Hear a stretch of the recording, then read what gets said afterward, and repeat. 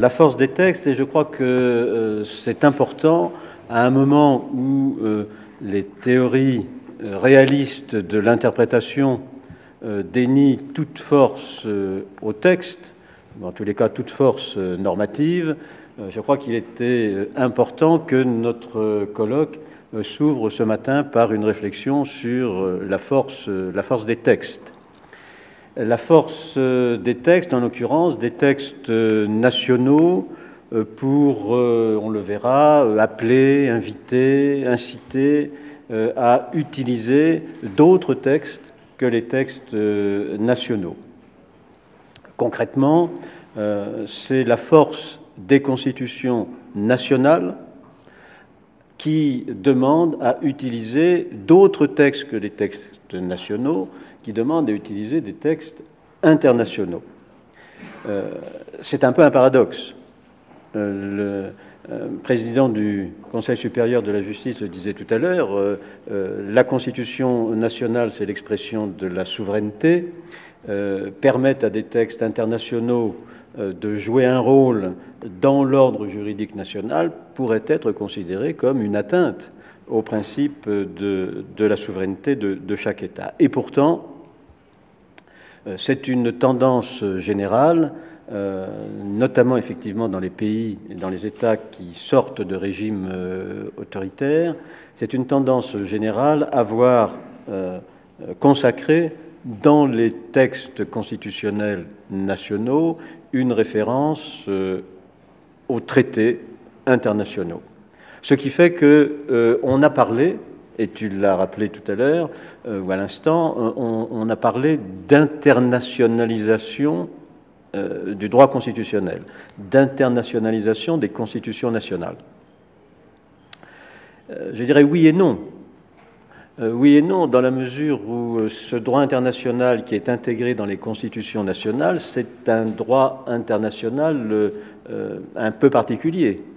Ce sont les droits de l'homme, ce sont les droits constitutionnels, c'est la liberté d'aller et venir, c'est le droit de propriété, c'est la liberté d'expression. Ce qui fait qu'on pourrait parler tout aussi bien de constitutionnalisation du droit international en reprenant par exemple les travaux de Georges Sell ou plus récemment de notre collègue Olivier de Frouville. Mais tout ça, ce sont des querelles doctrinales entre différentes disciplines. Je crois que ce qui est important dans ce mouvement, c'est d'observer une construction lente, trop lente pour certains, trop rapide pour d'autres, mais peut-être la construction patiente d'un patrimoine commun de l'humanité autour des droits de l'homme dans ces trois dimensions, l'homme en tant qu'être physique, l'homme en tant qu'être pensant et l'homme en tant qu'être social. Ces trois dimensions peuvent être appréhendées par les droits constitutionnels, qu'ils se trouvent dans les constitutions nationales ou dans les traités internationaux, et ce sont des droits universels ou universalisables, comme le dirait sans doute Habermas, dans la mesure où ils peuvent être détachés de toute référence idéologique, politique ou raciale. Nous sommes tous, quelles que soient nos religions, quelles que soient nos pensées, nous sommes tous des êtres physiques, des êtres pensants et des êtres sociaux.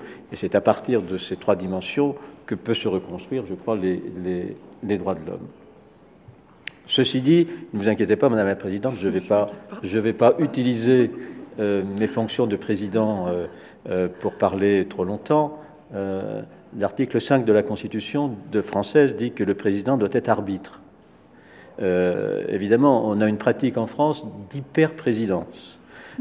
Mais je vais essayer de rester un président plus proche de René Coty que de Nicolas Sarkozy, afin de permettre à chacun de parler comme le colloque l'a annoncé. Simplement dire, pour terminer, que cette tendance générale, qui est certainement positive sur le plan philosophique ou sur le plan politique, cette tendance générale de la présence des textes internationaux dans les constitutions nationales soulève des questions juridiques. Philosophiquement, c'est peut-être très bien. Juridiquement, ça soulève des questions juridiques. Si les traités internationaux sont dans les constitutions, à quel rang sont-ils? Sont-ils au-dessus de la Constitution? Sont-ils en dessous de la Constitution? Sont-ils à côté de la Constitution? Les fameux paramètres interprétatifs de nos amis espagnols. S'agissant de l'article 10, s'il y a des contradictions entre les textes nationaux et la Constitution nationale, quel texte doit l'emporter? Le national, l'international?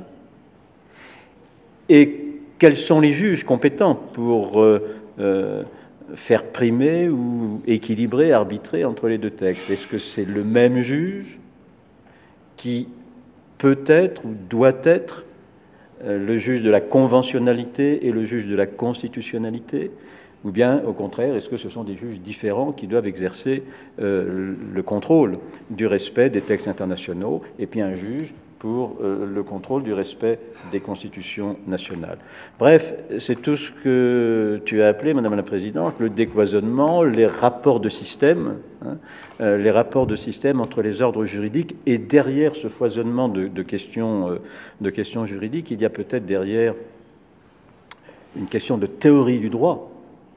Une question de théorie du droit. Est-ce que la pyramide de Kelsen est toujours debout? Est-ce que le kelsénisme qui a été construit autour d'une constitution de laquelle découleraient tous les actes juridiques, comment intégrer dans cette pyramide les textes internationaux?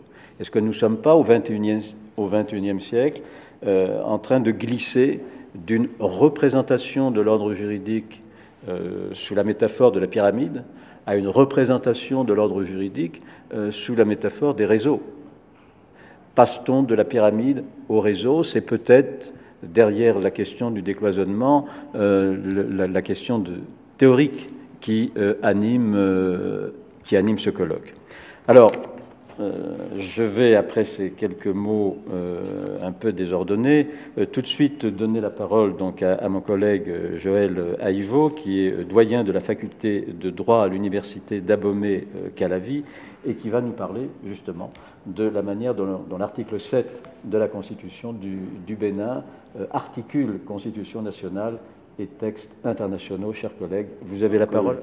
J'ai toujours rencontré dans mes lectures, et d'autres encore que je rencontre souvent dans les décisions et arrêts de juridiction. C'est un grand honneur, un grand plaisir de pouvoir participer à ces échanges. Monsieur le Président, je vais peut-être, dans mon intervention, essayer de répondre, d'apporter des approches aux différentes questions que vous avez posées sur la place du droit international dans les constitutions et les problèmes juridiques et parfois juridictionnels que cette articulation peut poser. Vous savez, un auteur, en parlant de la Charte africaine des droits de l'homme et des peuples, a utilisé une expression, a eu un sentiment, jadis partagé par la plupart des Africains. Pour lui, la Charte africaine est un cas typique de comédie solennelle. Il va plus loin en disant que c'est un simple habit de gala pour mondanité internationale. Ce fut vrai, mais c'est de moins en moins le cas dans la plupart des pays africains. En réalité, dans beaucoup de pays, notamment le Bénin dont je parlerai, la Charte africaine des droits de l'homme et des peuples a, dès 1990, acquis un vrai statut constitutionnel. Elle a accédé l'instrument juridique international au rang des normes constitutionnelles à part entière. C'est un point de rupture avec les États qui relèvent de l'Afrique anglophone, qui pour la plupart ont incorporé dans leur ordre juridique interne la Charte africaine, l'instrument régional, par voie législative. La plupart des pays francophones font mention dans leur constitution, soit dans le préambule, et pour d'autres, incorporent la totalité du texte dans la Constitution. Donc, grâce à l'ouverture à l'ordre, l'ouverture de l'ordre constitutionnel à la Charte, l'ouverture aux normes internationales, ce statut, le statut de la Charte, en droit béninois, au plan normatif, est clair et intelligible. Alors, du fait de cette ouverture, on le verra, la Charte africaine des droits de l'homme et des peuples va bénéficier d'un vrai relais jurisprudentiel à l'intérieur, grâce à l'œuvre du juge constitutionnel. Monsieur le Président, chers collègues, mesdames et messieurs, vous l'aurez compris, au Bénin, l'ouverture de la Constitution aux instruments juridiques internationaux de protection des droits de l'homme n'est pas incidente. Elle est choisie par le constituant et assumée par le juge constitutionnel. La technique d'ouverture qui a été conduite suit deux modalités, principalement. La première modalité, c'est le préambule, modalité classique de la plupart des États en Afrique qui font mention, référence rapide à la Charte africaine, mais également à d'autres instruments juridiques internationaux. Deuxième modalité, c'est l'article 7, dont je parlerai. L'article 7 de la Constitution béninoise du 11 décembre 1990, qui mentionne formellement que la Charte africaine des droits de l'homme et des peuples fait partie intégrante de la Constitution. Alors, on le verra, l'ouverture que va réaliser le préambule est une ouverture large, alors que l'ouverture de l'article 7 de la Constitution est plus resserrée. Par le préambule, le constituant béninois offre au juge constitutionnel plusieurs ressources, puisées dans l'ordre juridique international. Premièrement, le préambule fait mention à la Charte des Nations Unies de 1945, notamment les principes de la Charte des Nations Unies. Ensuite, le même préambule renvoie à la Déclaration universelle des droits de l'homme de 1948. Et enfin, le préambule, toujours, fait mention à la Charte africaine des droits de l'homme et des peuples de 1981. On voit, dès l'ouverture de la Constitution, référence, en ce qui concerne le droit international des droits de l'homme, référence à trois instruments majeurs. En ce qui concerne l'article 7, le constituant, à ce niveau, affine et resserre son offre sur la Charte africaine. L'ouverture va réussir à intégrer intégralement, excusez le pléonasme, intégralement la Charte africaine dans la Constitution. Mais, en vérité, ne sont concernés que les droits et les devoirs qui sont proclamés et garantis par la Charte. On le voit, l'ouverture ne prend en vérité en compte que la première partie de la Charte et se referme immédiatement sur la deuxième partie relative au mécanisme de garantie des droits, à savoir la Commission de Banjul et la Cour africaine des droits de l'homme. Donc, en droit béninois, le choix est ainsi fait. Le choix est clair et par cette technique, les droits et devoirs garantis par la Charte vont intégrer le bloc de constitutionnalité et compléter les droits et libertés énumérés dans la Constitution. Je rappelle que dans la Constitution béninoise de 1990, en dehors de ces références aux instruments juridiques internationaux, un titre entier, le titre 2, et plusieurs articles de la Constitution, 34 au total, vont énumérer progressivement l'ensemble des droits et libertés garantis au Bénin. Il découle de cette évidence plusieurs conséquences, j'en vois principalement trois, je les poserai, et un constat. La première conséquence est que depuis 1990, la Charte africaine, année de naissance, d'adoption, pour être plus précis, de la Constitution, la Charte africaine des droits de l'homme et des peuples a échappé au contrôle de constitutionnalité. Deuxième conséquence, c'est que la Charte africaine est devenue, à l'adoption de la Constitution de 1990 et depuis l'installation de la Cour constitutionnelle en juin 1993, la Charte africaine est devenue une norme de référence du contrôle de constitutionnalité. Contrôle de constitutionnalité des normes d'origine interne. La Charte va devenir, elle aussi, étant désormais une norme constitutionnelle, un instrument ayant valeur constitutionnelle, elle va être interprétée par la Cour, elle va être utilisée par la Cour constitutionnelle comme étant une norme de référence du contrôle de constitutionnalité. Troisième conséquence, c'est que la Cour constitutionnelle du Bénin va devenir, à l'interne, dans l'ordre juridique interne, va devenir le garant des droits et libertés, des droits et devoirs proclamés dans la Charte. Dans la défense de la Charte et la sauvegarde des droits qu'elle garantit, le juge béninois se substitue à l'interne. Monsieur le Président, une partie de la réponse se substitue à l'interne à la commission de Banjul et à la Cour d'Arusha. C'est en vérité la suite logique de la structure même de l'article 7, objet de cette réflexion. À présent, le constat. Alors, il permettrait ici de rendre compte rapidement de l'utilisation que le juge constitutionnel béninois a faite des provisions résultant de l'intégration de la charte dans la Constitution. Qu'est-ce que le juge en a fait? Deux entrées seront exploitées ici. La première, c'est quels sont les éléments, les facteurs qui ont facilité l'utilisation de la Charte africaine des droits de l'homme comme étant une norme de référence du contrôle de constitutionnalité. Deuxièmement, c'est la moisson. Je présenterai quelques décisions de la Cour, rapidement. D'abord, quels sont les moyens dont le juge constitutionnel a disposé dans la mise en œuvre de la Charte? Je présenterai premièrement, on peut parler d'éléments de facilité. C'est que dans le contrôle de constitutionnalité au Bénin, en tout cas, dans le contentieux béninois, les normes qui sont contrôlées sont diverses et variées. Deux types on va dire, d'actes. Premièrement, les actes normatifs, qui font l'objet de contrôle de constitutionnalité. Deuxièmement, des actes extranormatifs. C'est une originalité béninoise. Le président Robert Dossou parlerait de béninoiserie. Acte normatif.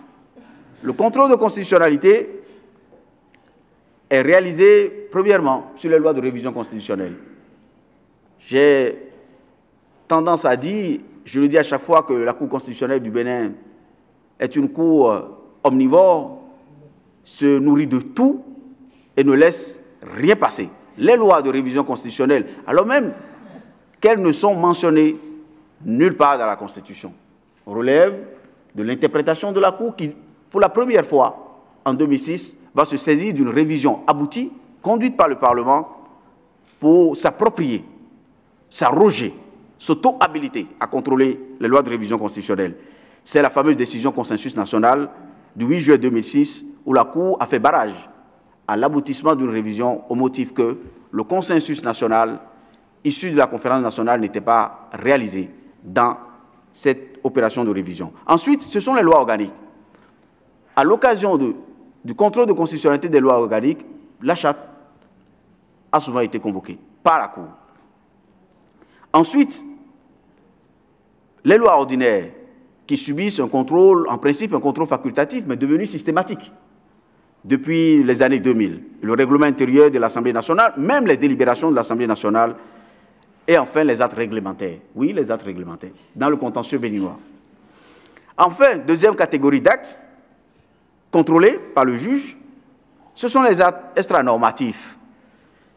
C'est vraiment une béninoiserie. Les actes, ce sont les actes de pouvoir politique.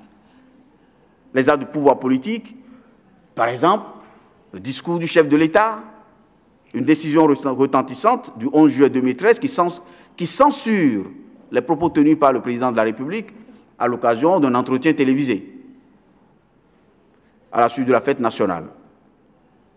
Les propos tenus par un membre du gouvernement, par exemple, qui peuvent avoir une incidence sur la vie publique, la vie politique, éventuellement le sort de la Constitution.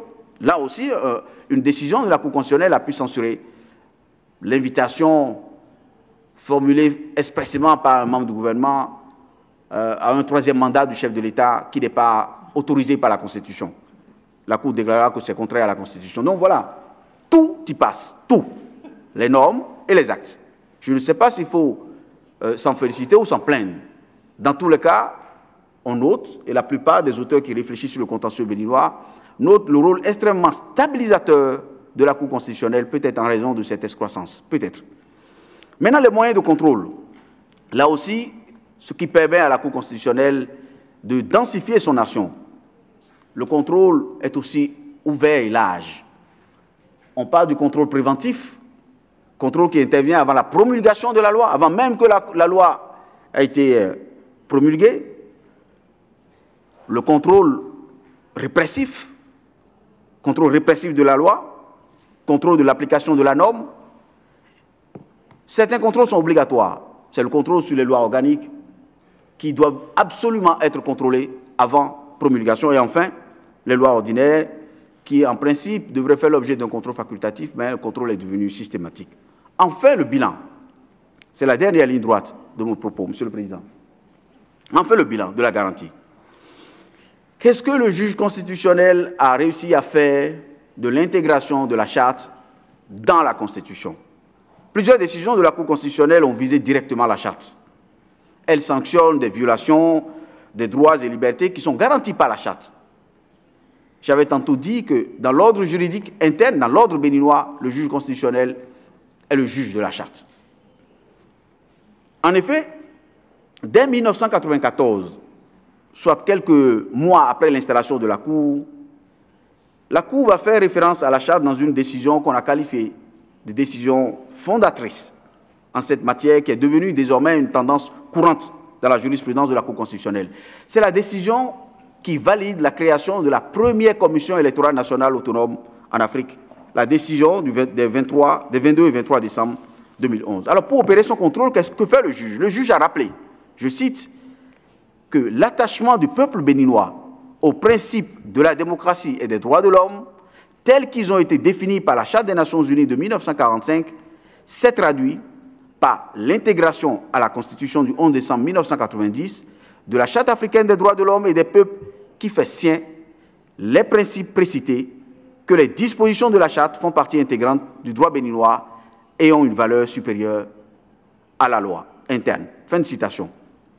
Le juge, sur ce fondement, va prendre la Charte, considérer la Charte comme une norme de référence du contrôle pour délivrer sa déclaration de conformité. Dans plusieurs autres décisions, la Cour va rendre justice à la Charte, aussi bien dans des procédures de défense de l'ordre constitutionnel que dans des procédures de défense des droits fondamentaux. Plusieurs décisions sur ce point. Je voudrais juste citer deux pour aller plus vite. Le cas, notamment, du droit à la défense, qui a été posé à l'article 7 de la Charte.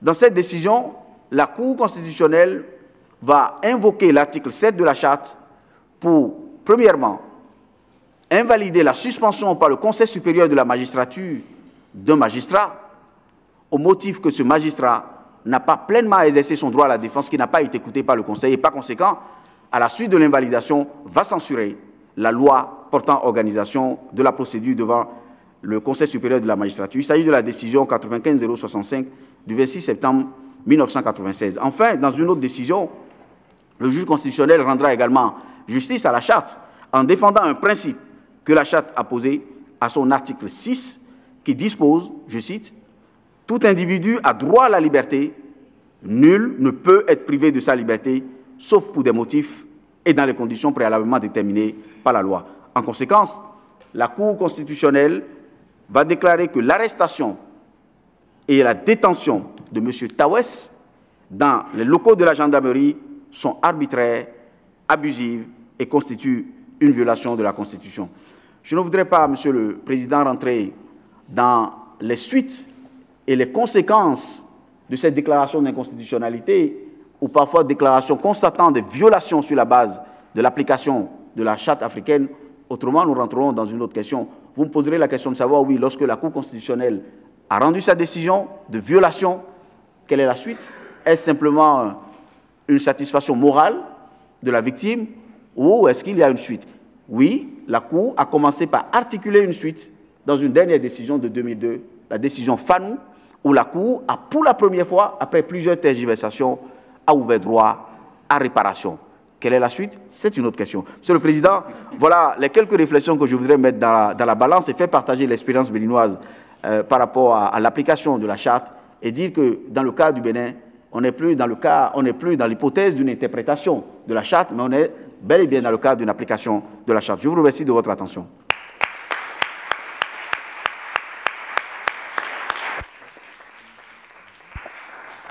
Merci, chers collègues, pour cette passionnante communication qui nous met au cœur de notre débat, de notre discussion, interprétation, application de la Charte. Là, c'est la Cour constitutionnelle du Bénin qui est juge du respect de la Charte et un respect total. Tout, nous avez-vous dit. Je vois déjà des réactions, les visages, tout. Mais alors, vous n'avez pas dit, est-ce que le contrôle porte aussi sur les décisions de justice rendues par les tribunaux ordinaires?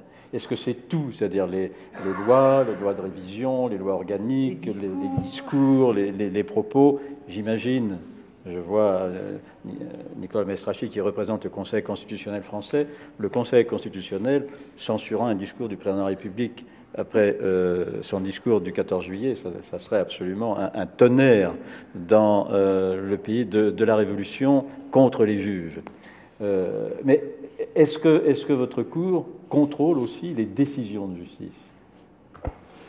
En effet, Monsieur le Président, je pense que la suite logique, après avoir dit que la Cour se nourrit de tout, oui, c'est qu'elle contrôle les décisions de justice. Ce n'est pas une tendance lourde. Il y a un seul exemple en la matière où la Cour, là aussi, a beaucoup hésité, a rendu plusieurs décisions d'incompétence et a fini par sauter le pas sous la présidence du bâtonnier Robert Dossou et a décidé de contrôler une décision non pas seulement d'une juridiction, pas d'un tribunal, pas d'une cour d'appel, mais une décision de la Cour suprême. Décision de la Cour suprême qui est également assortie de l'autorité de la chose jugée et de la force de chose jugée.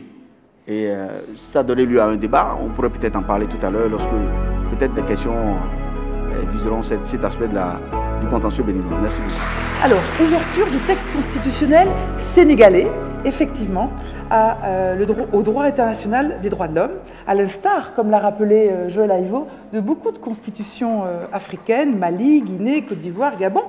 Mais la formule sénégalaise est impressionnante. Je vais la lire tranquillement pour nos amies traductrices, qu'elles aient le temps de faire ce travail technique complexe. Le Sénégal affirme son adhésion aux instruments internationaux adoptés par l'Organisation des Nations Unies et l'Organisation de l'Unité africaine, notamment, nous dit le texte, notamment la Déclaration universelle des droits de l'homme, la Convention sur l'élimination de toutes les formes de discrimination à l'égard des femmes, la Convention relative aux droits de l'enfant et la Charte africaine des droits de l'homme et des peuples. Avant que ce même préambule indique qu'il approuve et adopte la présente Constitution dont le préambule est partie intégrante. Voilà la formule compréhensive large du préambule de la Constitution du Sénégal. Alors ce qui est somme toute frappant, c'est qu'on, dans cette présentation, cette nomenclature des textes internationaux, on retrouve ça aussi en Espagne, à la fois des textes de soft law, comme on a l'habitude de les appeler, de droit souple, comme la Déclaration universelle, qui n'est pas un traité, et puis, au contraire, des conventions internationales dûment signées et ratifiées, et donc qui ont valeur obligatoire.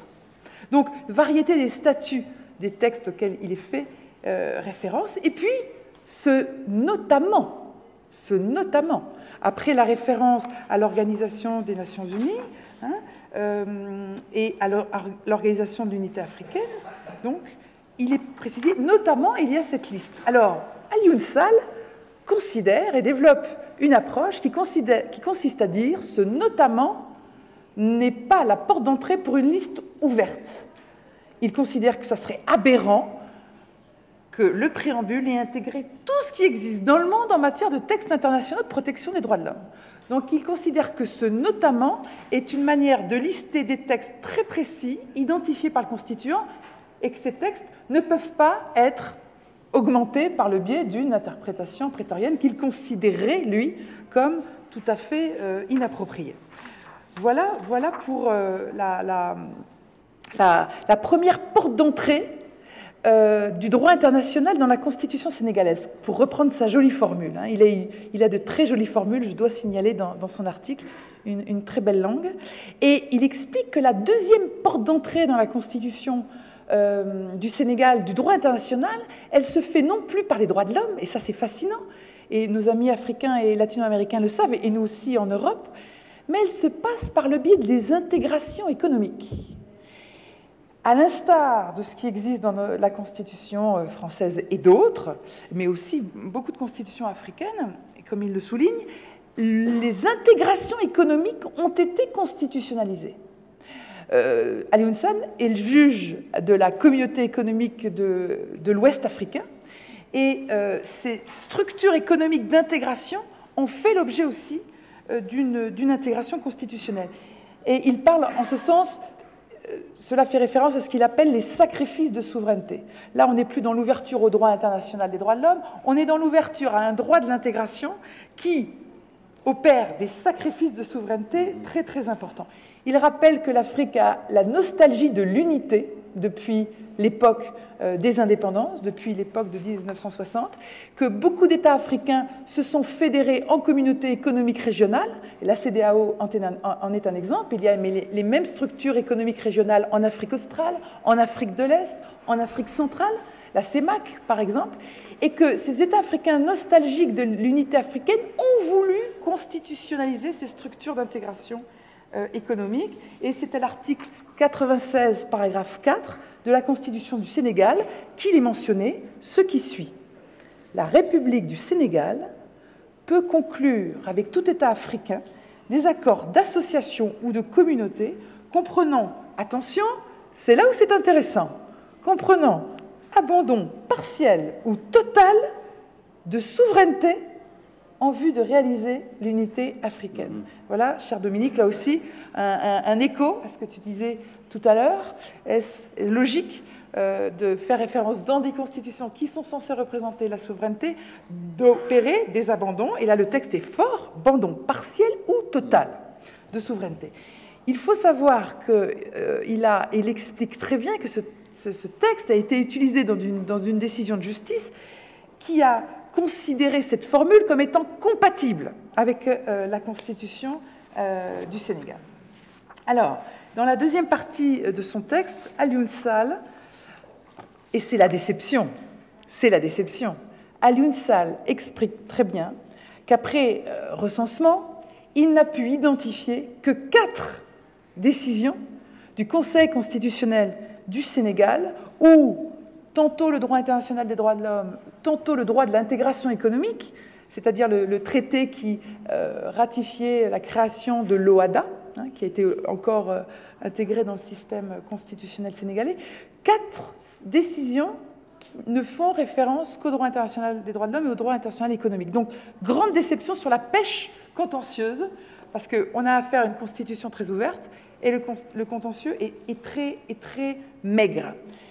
Il est très critique, et ces critiques sont fascinantes, dans la mesure où tout d'abord, il considère que le juge constitutionnel sénégalais n'est pas très à l'aise avec le droit international, qu'il manie les concepts dans un certain flou, et en tant que grand spécialiste de droit international, il démonte notamment il analyse de façon critique une décision du 2 mars 2015 où il considère que le juge constitutionnel a utilisé des termes flous en parlant des accords en forme simplifiée, des accords appliqués à titre provisoire, bref, en utilisant des techniques juridiques de droit international, il a considéré que le juge constitutionnel sénégalais n'était pas à l'aise et que son utilisation des concepts techniques n'était pas tout à fait opérationnelle. Alors, à cet égard, il suggère que le juge constitutionnel du Sénégal devrait s'ouvrir à l'expertise extérieure, intégrer dans ses méthodes de travail le hearing à l'anglaise. C'est une petite proposition qu'il formule. Et puis, deuxième analyse critique de son papier, c'est qu'il critique également de façon assez importante une décision où le Conseil constitutionnel a manqué vraiment un moment important pour utiliser le préambule dans une affaire d'égalité homme-femme. Dans une affaire d'égalité homme-femme qui a manifestement engendré au Sénégal l'activisme des femmes africaines. Les femmes africaines, à un moment donné, ont réalisé une marche pour dire « nous voulons une loi électorale qui impose l'égalité des candidatures entre les hommes et les femmes ». Il présente très bien d'ailleurs ce moment sociologique fort au Sénégal. La loi sur la base du mouvement féministe est adoptée. Elle met en place donc cette capacité de permettre l'égalité homme-femme dans le contentieux électoral et dans le champ électoral. Elle est soumise au Conseil constitutionnel du Bénin. Et que se passe-t-il? Il l'invalide. Il l'invalide au nom du principe d'égalité. Et là, Alioune Sall dit que c'est un manquement incroyable, c'est une occasion manquée, parce que dans le fameux préambule est mentionnée la Convention sur l'élimination de toutes les formes de discrimination à l'égard des femmes, et que dans cette convention, il y a l'obligation de créer des mécanismes de discrimination positive à l'égard des femmes. Donc cet élément est mis à l'écart et est valorisé de façon très formelle, très classique, la question de l'égalité. Et voilà rapidement présenté les grands points de la communication d'Alioune Sall qui nous montrent, qui est un cas de figure, un cas d'école, qui nous montre que dans certains pays, en dépit de l'ouverture aux sources extérieures, le contentieux et la moisson contentieuse est assez décevante.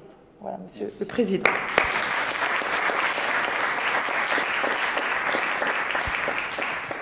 Bien, merci, chère Laurence, pour nous avoir donné la substantifique moelle de la communication écrite de notre collègue Alioune Sall.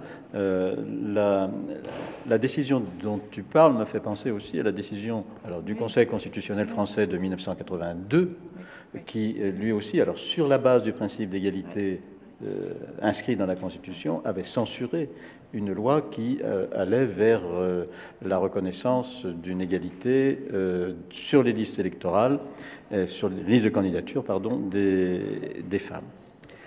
Bien, la discussion est donc ouverte sur la base de ces deux communications passionnantes, et donc je donnerai avec plaisir la parole à celle ou à celui qui la demandera. Merci, Monsieur le Président, de passer la parole. Gérard Niungeko, de la Cour africaine des droits de l'homme et des peuples, et professeur à l'Université du Burundi. Je voudrais poser quelques questions à notre collègue Joël sur l'expérience de la Cour constitutionnelle du Bénin, qui est fascinante, et peut-être faire l'une ou l'autre observation complémentaire en général. Alors, ma première question à Joël, la Cour constitutionnelle du Bénin est très très puissante. Est-ce qu'elle a le droit de se saisir elle-même de certaines des affaires qu'elle traite? Deuxièmement, quel est en fin de compte le rôle du juge ordinaire en matière de protection des droits de l'homme lorsque la Cour constitutionnelle du Bénin est compétente pour traiter des cas concrets de violation alléguée des droits de l'homme? Que fait finalement le juge ordinaire en matière de protection des droits de l'homme? Troisièmement, vous avez parlé de la compétence de cette Cour en matière de contrôle de constitutionnalité des lois portant révision de la Constitution. J'aimerais savoir si la Cour se déclare compétente pour examiner la constitutionnalité de ces lois, à la fois sur le fond de ces lois, sur le contenu de ces lois, et sur la procédure de révision constitutionnelle. Je pose cette question parce que, dans mon expérience antérieure en tant que juge constitutionnel au Burundi, nous avons eu à traiter d'une affaire, effectivement, qui portait sur le contrôle de constitutionnalité d'une loi portant révision de la Constitution. Et notre jurisprudence, je ne sais pas si c'était la bonne, était de faire une distinction entre le contenu de la loi de révision d'une constitution et la forme, c'est-à-dire la procédure suivie pour réviser une constitution. Et nous avions considéré à l'époque, c'était dans les années 90, que notre Cour était compétente uniquement pour contrôler la conformité à la constitution de la loi par rapport à la procédure et pas par rapport au fond qui relèvent de la compétence du détenteur du pouvoir constituant dérivé. Donc, j'aimerais peut-être savoir si la Cour constitutionnelle de votre pays a une jurisprudence différente. Enfin, une petite observation, une réflexion, en tout cas, disons, vous avez parlé des conséquences qui découlent du fait que la Cour constitutionnelle du Bénin et juge finalement de la conformité des lois à la Charte africaine des droits de l'homme et des peuples. Et vous avez dit avec raison que finalement, elle jouait en première ligne le rôle de la commission de Banjul et de la Cour africaine des droits de l'homme et des peuples à cet égard.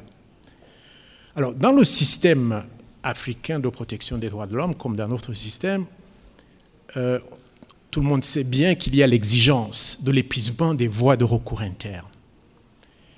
Et dans le cas du Bénin, et vu la situation juridique que vous avez décrite, cela signifierait qu'en réalité, un citoyen du Bénin, avant d'introduire une affaire devant la Cour africaine, devrait d'abord avoir soumis la même affaire devant la Cour constitutionnelle, puisqu'elle a compétence pour examiner les situations concrètes de violation alléguée des droits de l'homme.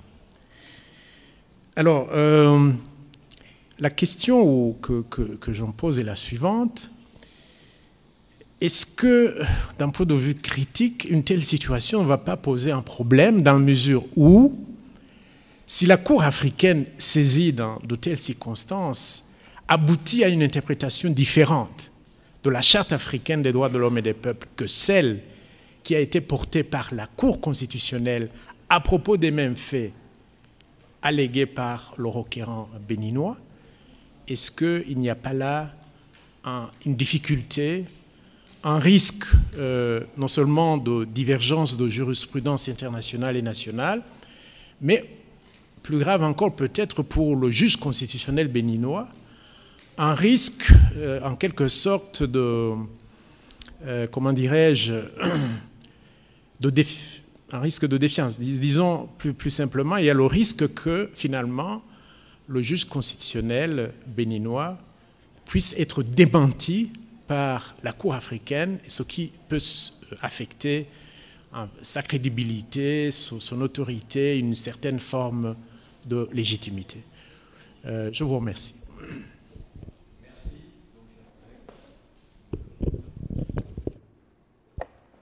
Merci, Monsieur le Président. Votre première question est de savoir si la Cour béninoise peut se saisir elle-même d'une affaire. Dans les règles de procédure devant la Cour constitutionnelle, il y a deux types de situations. C'est l'autosaisine et la saisine d'office. La Cour constitutionnelle ne peut pas s'autosaisir d'une situation même grave de violation des droits de l'homme. Elle ne peut pas s'autosaisir et elle ne s'est jamais autosaisie. En revanche, lorsqu'une question lui est soumise, lorsque la Cour connaît d'un recours sur une question de contrôle de constitutionnalité, peut-être n'affectant pas une question qu'elle juge sérieuse en ce qui concerne la sauvegarde des droits de l'homme, il est possible que par cette première requête, la Cour constitutionnelle se saisisse à l'intérieur du recours pour répondre à une question qui ne lui a pas été posée. Mais elle ne peut pas elle-même se saisir d'une situation, et d'ailleurs on lui poserait la question de savoir au nom de quoi elle se saisirait d'une telle situation et pas d'une telle autre. Donc ce qui pose un problème d'arbitraire dans le jugement de la Cour. Donc elle ne peut pas s'autosaisir. Deuxième question, le rôle du juge ordinaire en matière de protection des droits de l'homme. Je crois que c'est un débat, une question qu'il faut regarder avec beaucoup de nuances. Dans beaucoup de pays, le juge judiciaire, le juge est considéré comme étant le juge des libertés, pendant longtemps. Au Bénin, le juge judiciaire est également, oui, un juge des libertés, d'autant que, dans son office, le juge judiciaire, le juge ordinaire, le juge administratif connaît des questions de liberté, quelle que soit l'affaire d'ailleurs. Et quelle est l'affaire maintenant qui ne met pas en exergue une affaire de droits de l'homme?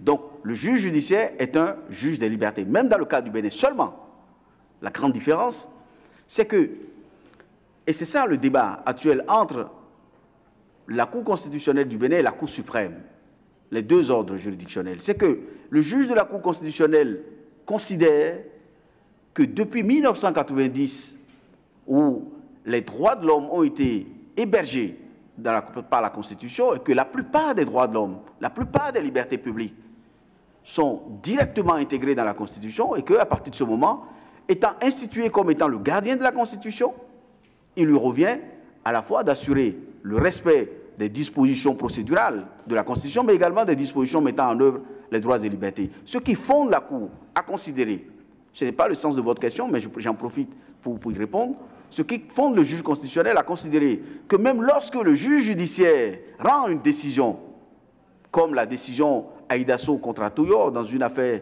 domaniale, lorsque le juge judiciaire rend une décision, même au niveau de cassation, la Cour constitutionnelle considère que, alors même que la Constitution mentionne que les décisions de la Cour suprême sont insusceptibles de recours, la Cour constitutionnelle fait la nuance en disant oui, les décisions de la Cour suprême sont insusceptibles de recours à la seule condition qu'elles soient conformes à la Constitution.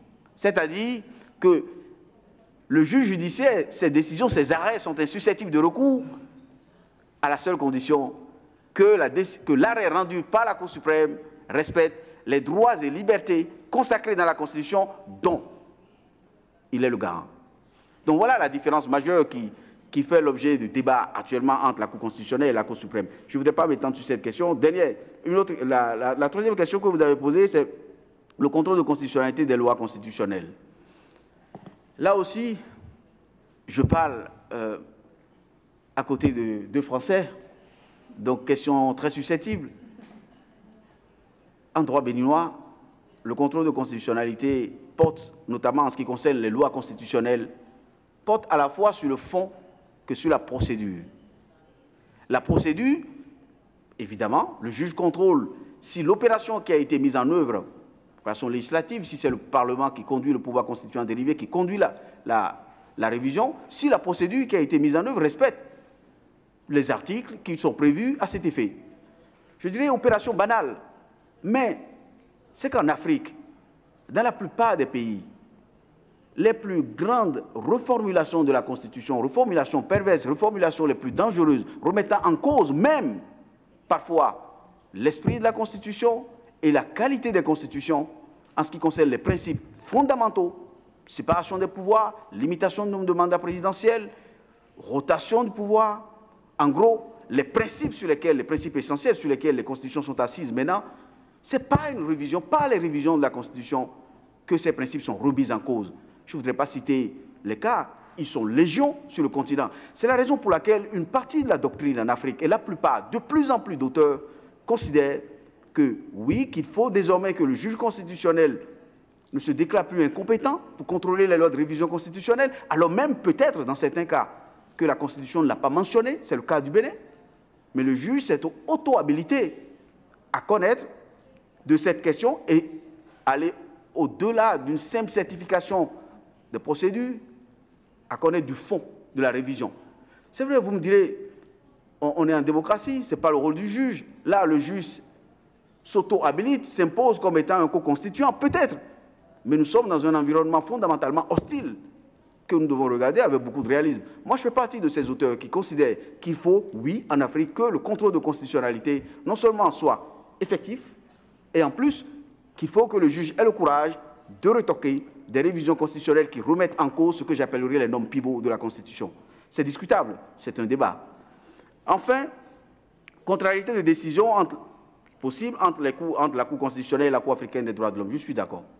Je suis parfaitement d'accord. Mais pour l'instant, le cas ne s'est pas présenté.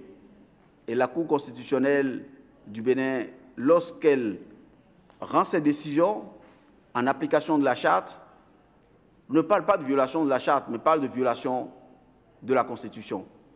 Et en plus, c'est que lorsque la Cour, sur beaucoup de points, sollicite la charte, en vérité, il s'agit de principes ou de droits ou de libertés déjà prévus dans la Constitution. Donc je crois que la Cour constitutionnelle du Bénin fait un acte de générosité, je crois, à l'égard de la Charte, en la sollicitant, alors même qu'elle aurait pu ne pas la solliciter. Merci, Monsieur le Président. Merci, chers collègues. Oui, M. Meled. Il y a aussi Sergio Garcia Oui. qui avait demandé. Dans l'ordre. Alors, d'abord, monsieur, allez-y, allez-y. Muchas gracias y felicidades por estas espléndidas y sugerentes intervenciones. Soy un devoto del avance de los tribunales, de la jurisdicción sobre la regulación general de la conducta.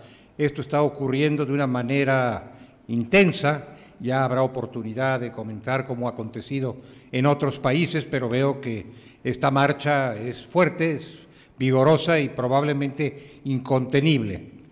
Me surge alguna reflexión, me surge alguna pregunta que quiero proponer a la experiencia y a la imaginación de quien me va a hacer el favor de atenderla.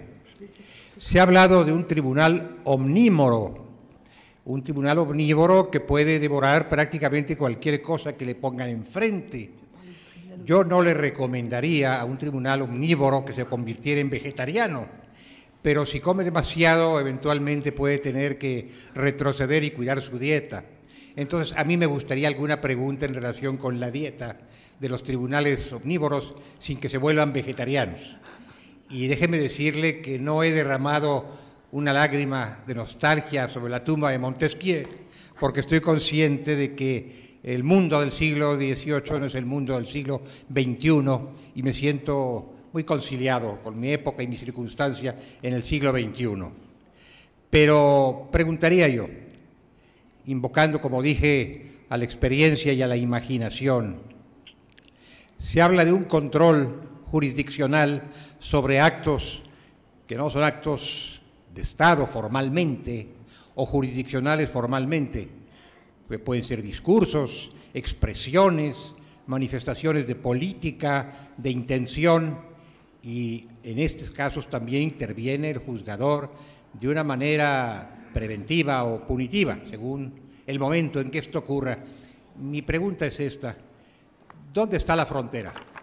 ¿Existe alguna frontera para el juzgador? Comprendo que según las circunstancias de cada país, esa frontera puede variar, que en algunos casos el juzgador tiene que ser arrojado, atrevido, caminar con largos pasos, con pasos de 7 leguas, pero no necesariamente en todos. Sin embargo, debe haber, al menos conceptualmente, alguna frontera. ¿Dónde está la frontera del juzgador? ¿Hay alguna que pudiéramos señalar o sugerir en términos generales? Porque de lo contrario, efectivamente, va a ser un juzgador omnívoro y yo no sé cómo le venga esto a la jurisdicción en un corto plazo. Muchas gracias de antemano por sacarme de estas cavilaciones, de estas dudas, que si no me saca usted de ellas no voy a poder dormir hoy por la noche. Y ya tuve bastante con no poder dormir ayer como para no poder dormir hoy tampoco. Muchas gracias de antemano.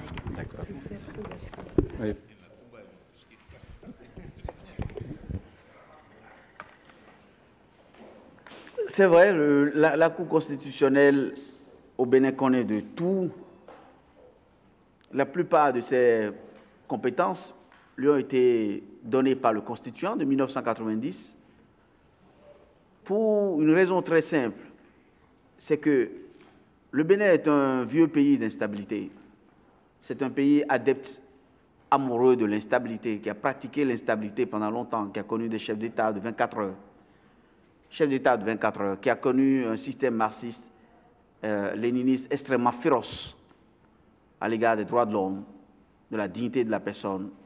Et je pense qu'en ayant les yeux rivés sur la dignité de la personne, le juge constitutionnel a dosé, par le juge, le constituant, a dosé, surdosé, je le concède, les compétences de la Cour constitutionnelle qui, pour l'autre partie de ces compétences dont on parle et qui amène à constater que la Cour consomme tout, c'est par voie prétorienne. c'est le juge dans son interprétation sans aucune espèce d'habilitation.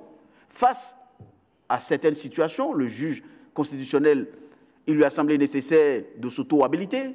D'ailleurs, l'auto-habilitation, je crois, n'est pas un reproche.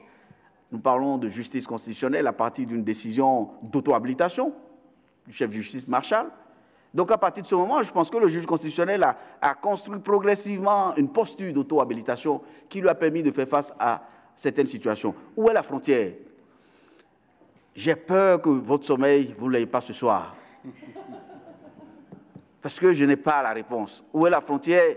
Le juge constitutionnel béninois, et d'ailleurs à chaque colloque, à chaque manifestation, je crois que cette question revient. Et je commence à me douter que à chaque colloque, il y en a un qui passe la question à l'autre pour l'autre colloque. Je n'ai pas de question, je n'ai pas de réponse. Où est la frontière? Peut-être le président Vaudier, qui a une très grande proximité avec le système béninois, ou le doyen Meledj, peuvent me voler au secours, mais je n'en vois pas. Mais pour l'instant, la Cour connaît de tout, et on s'en plaint, mais je constate que son office contribue à garantir les droits et libertés, crée certains problèmes juridictionnels, auxquels nous cherchons des solutions, mais qu'au fond, son office est profondément stabilisateur pour le pays. Donc, à la fin, on considère que c'est peut-être un mal pour un bien. Merci. Alors,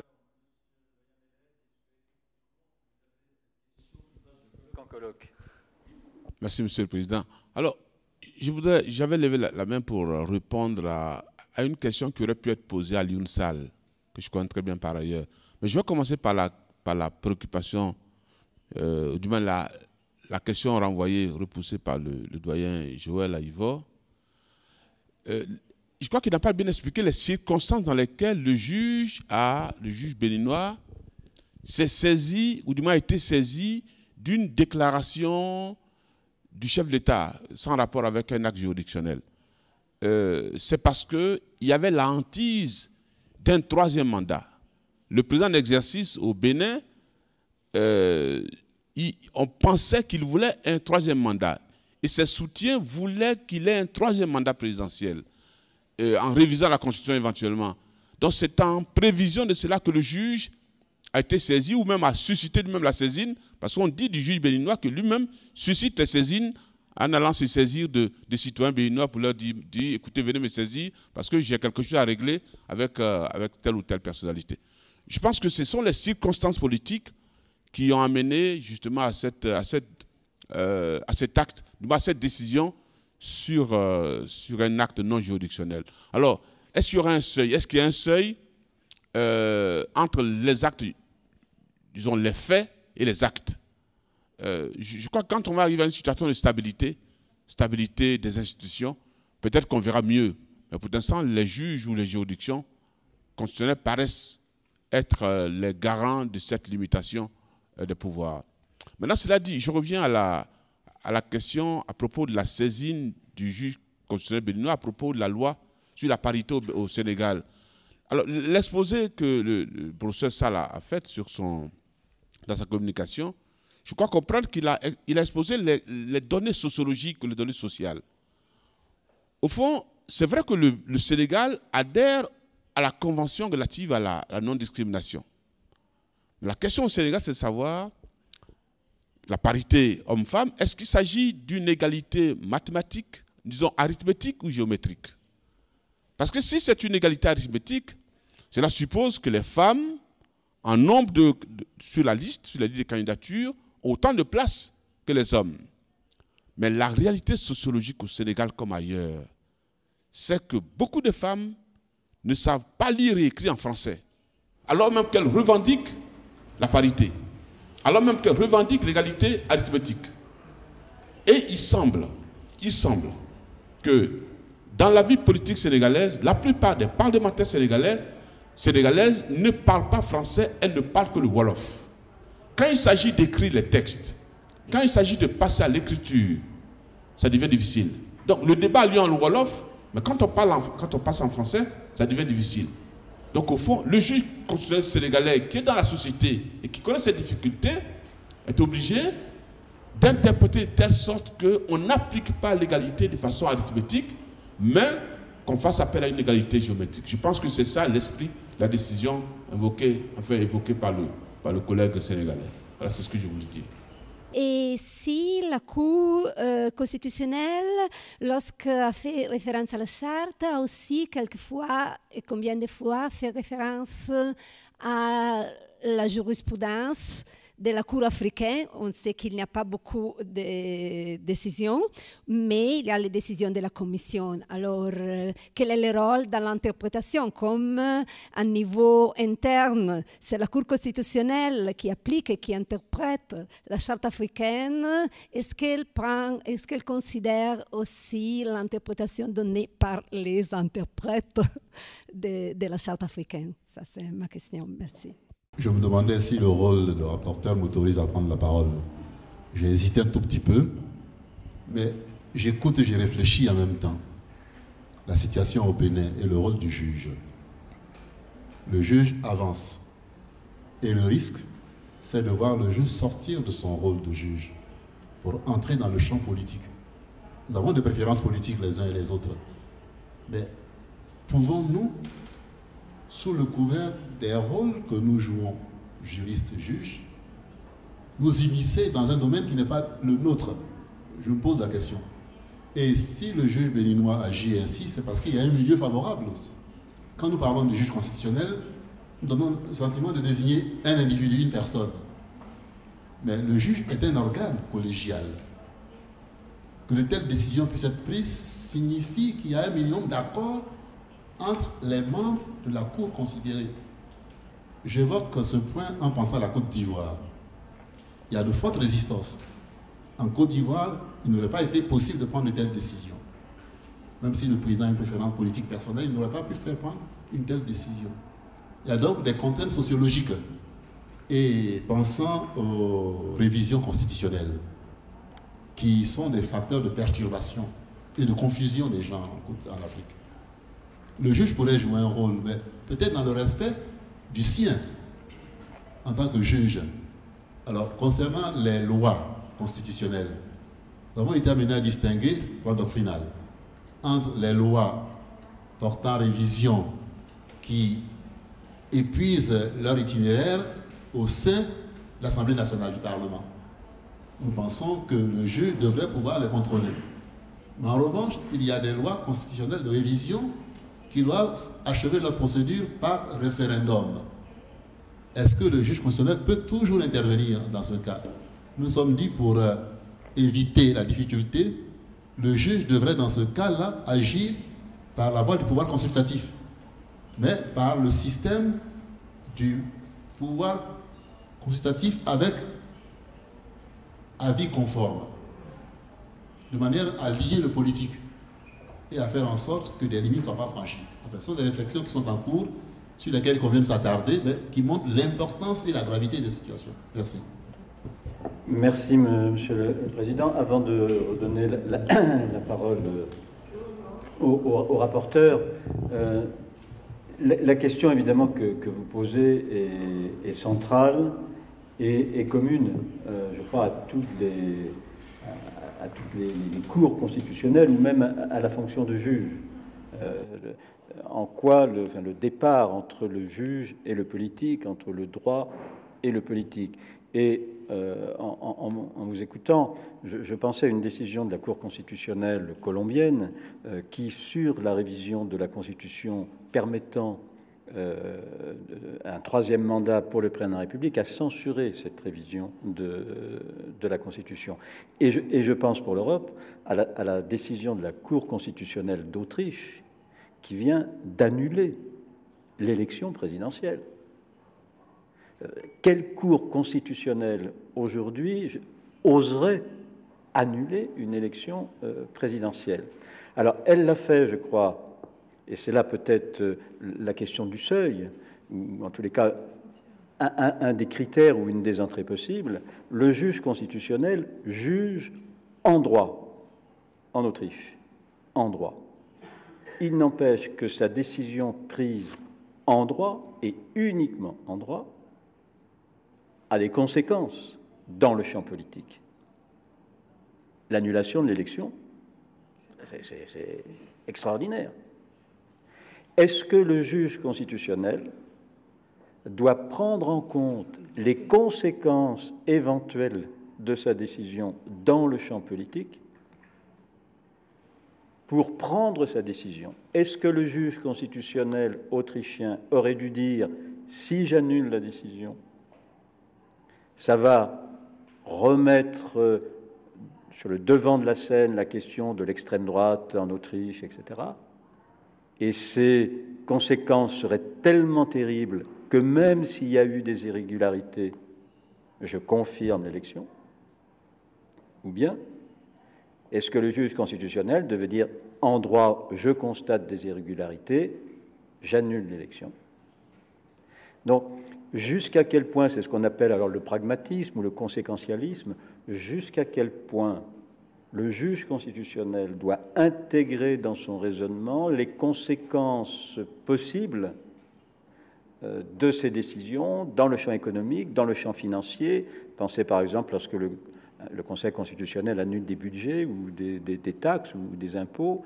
Il y a là vraiment un problème évidemment très grave sur la possibilité pour le juge de se référer uniquement au droit pour rendre ses décisions sans tenir compte des conséquences éventuelles de ces décisions. J'ai évidemment un peu trop abusé de président. Je vous laisse donc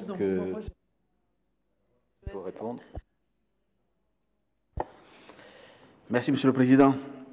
Je pense que le doyen Melej a fait une contribution qui venait davantage peut-être expliquer ce que j'avais servi comme réponse. Ensuite, sur le nombre de décisions dans lesquelles la Cour constitutionnelle appelle la charte ou utilise la charte comme norme de référence, plus de la centaine. Je n'ai pas d'éléments statistiques en tête, mais je sais que c'est plus de la centaine, peut-être plusieurs centaines, étant donné que la Cour a rendu également des milliers de décisions. Deuxième, référence aux jurisprudences, il n'est pas courant dans le raisonnement du juge constitutionnel béninois que la Cour appelle parfois des solutions jurisprudentielles utilisées dans d'autres contextes. En revanche, la Cour appelle généralement les auteurs, convoque les auteurs et la doctrine dans son raisonnement et le fait savoir. Sur la question qui a été abordée par le président Vaudier, je suis totalement d'accord avec lui, donc je pense qu'il n'est pas besoin davantage de revenir dessus. Merci beaucoup, Monsieur le Président.